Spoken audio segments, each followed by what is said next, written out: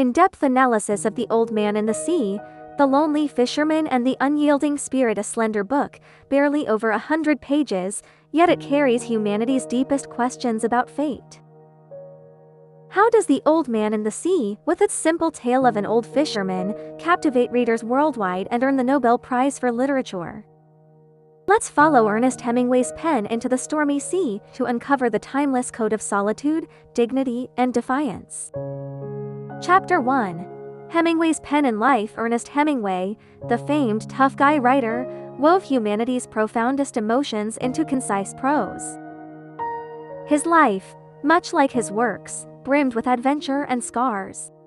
Born in 1899 to a middle-class family in Illinois, his doctor father and art-loving mother instilled in him a passion for nature and beauty. As a young man, Hemingway joined World War I as a Red Cross ambulance driver, witnessing war's brutal reality. In 1918, he was nearly killed by shrapnel in Italy, an ordeal that deepened his sense of life's fragility and strength, laying the groundwork for Santiago's resilient spirit in The Old Man and the Sea. After the war, he roamed to Paris, joining the lost generation with literary titans like F. Scott Fitzgerald and Gertrude Stein, sharpening his distinctive style.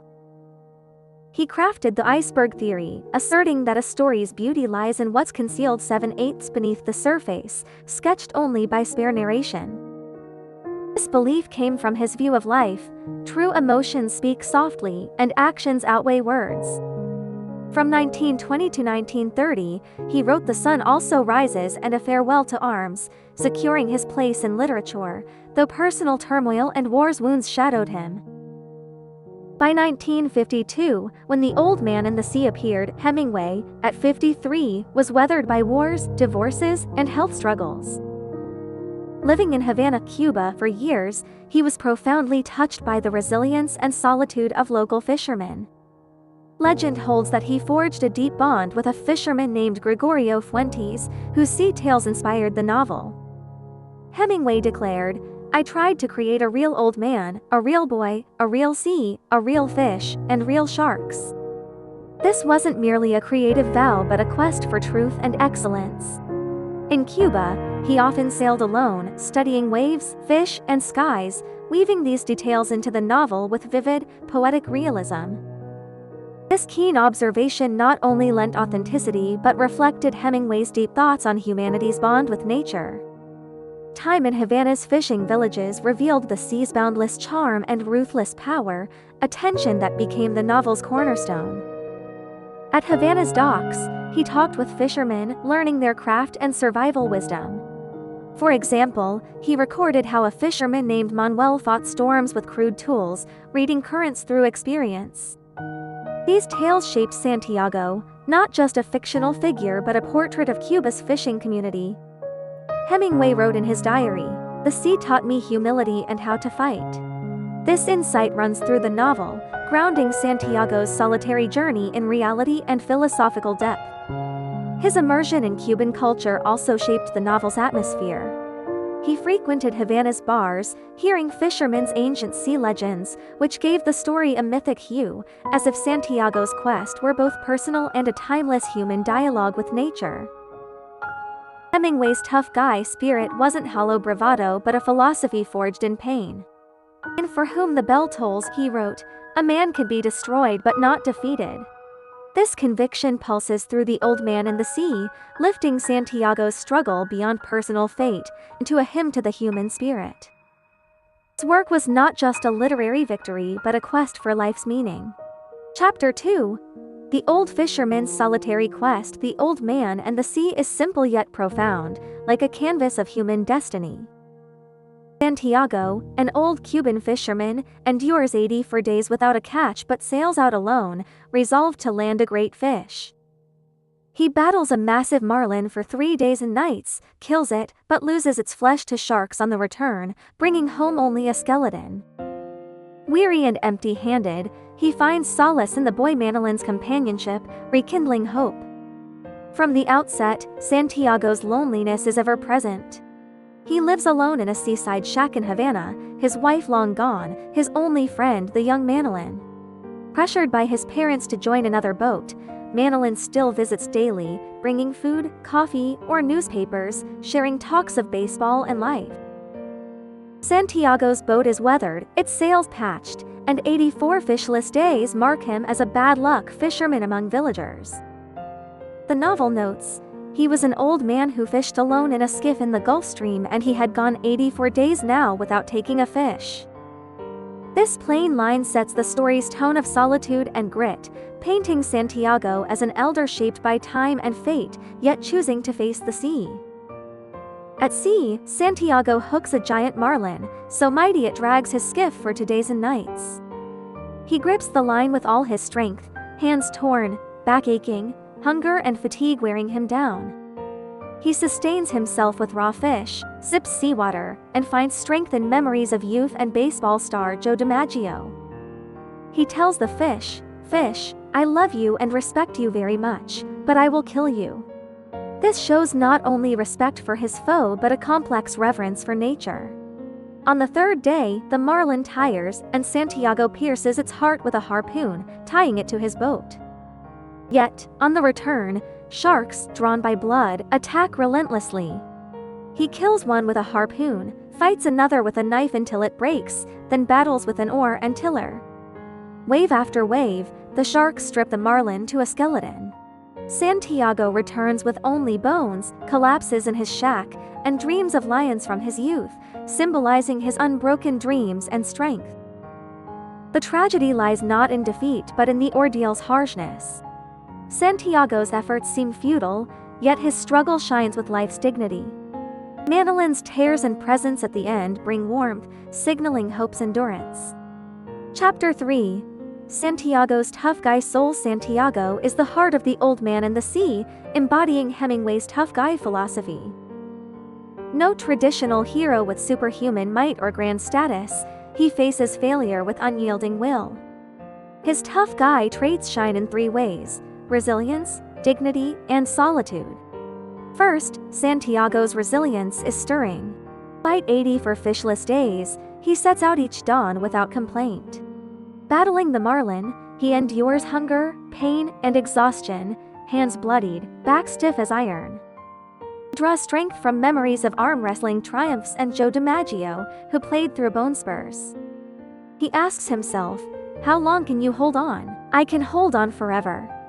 This self-talk reveals his inner strength and defiance of fate. Real-life parallels exist, like Japanese fisherman Kenichi Tanaka, who at 70 sails alone, undaunted by storms or empty nets. His story echoes Santiago's, showing ordinary people's tenacity against adversity. Second, Santiago's dignity runs deep. His confidence in fishing, reverence for the sea, and respect for the marlin form his inner pride. He calls the marlin brother, saying, "You are so beautiful, I've never seen such a big fish." This equality shows his respect for life. Even when sharks take all, he returns unbowed, refusing to let defeat define him. His dignity is loyalty to his craft and nature. Likewise, Italian painter Caravaggio in Exile painted to uphold art's dignity, mirroring Santiago's resolve. Caravaggio's David with the Head of Goliath, with its dark tones and dramatic light, echoes Santiago's struggle, brimming with power and sorrow.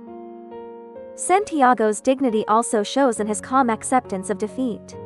He doesn't dwell on loss but rests in his shack, ready for the next day's sail. This poise reflects Hemingway's insight: true strength isn't never failing but pressing on after failure.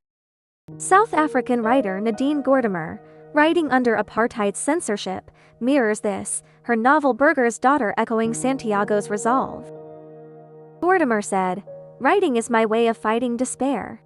Her spirit aligns with Santiago's, revealing humanity's universal power to preserve dignity in hardship. Santiago's tough guy image is thus both personal and universal, inspiring readers to face setbacks with pride and resilience. Finally, Santiago's solitude is the story's emotional core. He sails, fights, and faces defeat alone. Solitude isn't weakness but the cost of confronting fate. He says, "No one is ever alone on the sea." This paradox reveals his deep connection to the sea. Manolin's presence softens this solitude, their mentor-student bond a beacon in Santiago's world. Manolin's vow to sail with him again symbolizes hope and legacy. This bond goes beyond material inheritance, passing on spiritual strength. Hemingway suggests that even if Santiago's efforts seem in vain, his spirit endures in Manolin. This resonates in fields like art, where Michelangelo, in his later years, mentored young sculptors, passing on his passion despite unfinished works. Similarly, Santiago and Manolin's bond reflects Cuba's fishing community, where trust and support weather life's storms. This cultural backdrop deepens the novel's emotional resonance, making Santiago's journey both personal and collective. Explorer Roald Amundson's solo Antarctic quests, facing ice and isolation, echo Santiago's lone voyage. Chapter 4. The Sea and Fish's symbolic imagery. The Old Man and the Sea draws power not just from its story but from its rich symbolic imagery. The sea, marlin, sharks, and lions form the novel's core symbols, carrying deep philosophical and emotional weight. The sea is a metaphor for life, a realm of possibility and a relentless testing ground. Vast and boundless, it offers Santiago a chance at a great catch yet hides the threat of sharks. Hemingway writes, "The sea is kind and very cruel." This contradiction captures life's duality, hopeful yet perilous. The sea transcends geography, becoming a symbol of fate. Explorer Ernest Shackleton's 1914 Antarctic ordeal, trapped by ice, mirrors the sea's symbolic role, his survival echoing Santiago's courage. Shackleton wrote, "The ocean is our greatest enemy and most beautiful teacher." This complex view of nature aligns with the novel's sea. The marlin represents noble goals and worthy efforts. Powerful and beautiful, it symbolizes ideals worth pursuing. Santiago's battle with the marlin is more than hunter versus prey, it's a dialogue with self and fate. His respect for the fish mirrors humanity's awe and commitment to ideals. He says, "I've never seen or heard of such a fish, so full of dignity." This reveals the preciousness and elusiveness of aspirations. Mountaineer Reinhold Messner, climbing Everest, saw peaks as rivals, not enemies, his words echoing Santiago's reverence. Sharks embody uncontrollable destructive forces, symbolizing fate's cruelty and external obstacles. They swarm, stealing Santiago's prize, stirring anguish. Yet they're not mere villains but fate's unpredictable hand. Santiago's fight, though futile, underscores his defiance. Boxer Muhammad Ali, battling Parkinson's in his later years, mirrors this, his advocacy enduring like Santiago's stand against sharks. Ali's work for the marginalized showed triumph beyond the ring. Sharks also represent broader societal forces: poverty, prejudice, or disease that strip away dreams. Hemingway uses them to explore humanity's vulnerability and resilience. Physicist Stephen Hawking, despite a.l. continued groundbreaking work, his A Brief History of Time a testament to perseverance. Hawking said, "However difficult life may seem, there is always something you can do and succeed at." His story resonates with Santiago's, highlighting the shark's universal challenge. Santiago's fight teaches that even if outcomes can't be changed, dignity can be forged in the struggle. Lions, recurring in Santiago's dreams, symbolize strength, youth, and hope. He recalls seeing lions on African beaches in his youth, a vivid memory of beauty. At the novel's end, dreaming of lions again, his spirit remains unbroken despite defeat. The lions are a beacon, illuminating his solitude and exhaustion. Writer Marguerite Duras, creating despite illness in her later years, mirrors this lion-like resilience. Chapter 5. The Art of the Iceberg Theory. Hemingway's Iceberg Theory is the artistic heart of The Old Man and the Sea. He said, "The dignity of an iceberg is that 7/8 of it is below the surface." The novel achieves depth through concise language, restrained narration, and understated emotion. First, its language is sharp as a knife. Hemingway uses plain words to depict Santiago's actions and thoughts, like he looped the line over his shoulder and pulled slowly. This simplicity shuns flourish, conveying tension and fatigue through rhythm and detail. Unlike F. Scott Fitzgerald's ornate prose, Hemingway's words sketch the soul like a minimalist drawing. Short, forceful sentences echo the sea's waves, creating a vivid rhythm. For example, describing Santiago's exhaustion, his hands trembled, but he held the line tight. This pulls readers into the old man's struggle. Second, restrained narration heightens tension. The novel hints at Santiago's past through fleeting memories, not direct accounts. He recalls arm wrestling triumphs and lions on African shores, suggesting past glory. These glimpses, like an iceberg's tip, invite readers to imagine the depths. Critic Carlos Baker noted, Hemingway's emotions hide in the folds of action. This restraint makes Santiago multidimensional. Finally, emotions are subtle yet profound. Hemingway avoids overt sentiment, letting Santiago's actions and dialogue carry feeling. Manolin's simple offer, "I want to go with you," and Santiago's reply, "No, you must obey your parents," convey trust and reluctance in few words. Santiago's talks with the marlin, filled with respect and sorrow, let emotion bloom through restraint. Director Akira Kurosawa's Seven Samurai uses similar subtlety, conveying conviction through silence and action. Hemingway's precision, drawn from his Cuban observations, grounds the story. Describing the marlin's leap, rose like a silver flash paints the sea vividly. This accuracy strengthens realism and symbolism.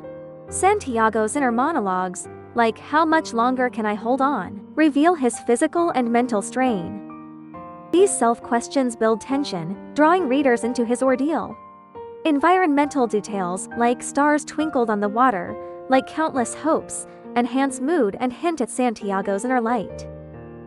Japanese writer Yasunari Kawabata's Snow Country uses snowy landscapes to evoke loneliness, akin to Hemingway's technique.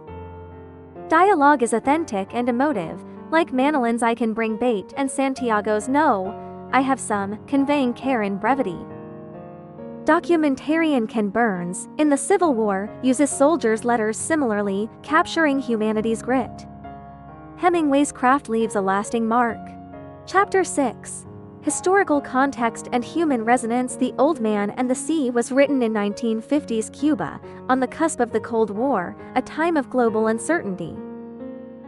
In Havana, Hemingway saw fishermen's struggles and Cuba's social changes. His story is both personal and a response to the era's anxieties. 1952 America faced a clash of post-war prosperity and spiritual emptiness. Material wealth met a hunger for meaning, mirrored in Santiago's solitary struggle. His empty-handed return, yet dignified effort, answered the lost generation's quest for purpose. Published in 1952, the novel struck a chord, earning Hemingway the 1954 Nobel Prize, praised for its powerful style shaping modern literature. Critic Mark Schorer called it Hemingway's ultimate answer to human dilemmas. Broadly, the novel engages humanity's timeless dialogue with nature.